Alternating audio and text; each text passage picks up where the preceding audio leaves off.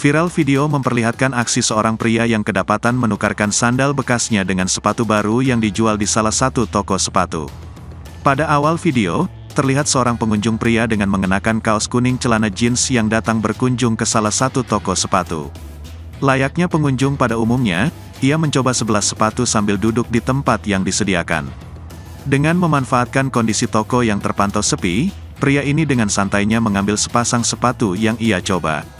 Setelah berhasil memakainya, si pria pun mendekati rak sepatu lainnya dan meletakkan sandal berwarna kuning yang sebelumnya ia pakai di rak tersebut. Aksi pencurian sepatu tersebut berhasil terekam CCTV toko. Namun, belum ada kabar selanjutnya mengenai tindakan yang dilakukan oleh pihak toko kepada si pria tersebut. Berdasarkan keterangan video, kejadian tersebut terjadi di salah satu mal di Pekanbaru, Riau.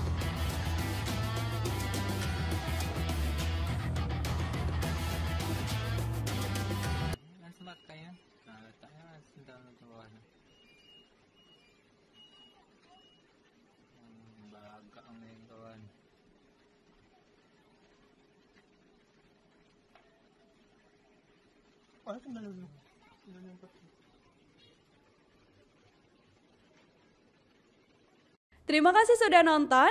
Jangan lupa like, subscribe, dan share ya.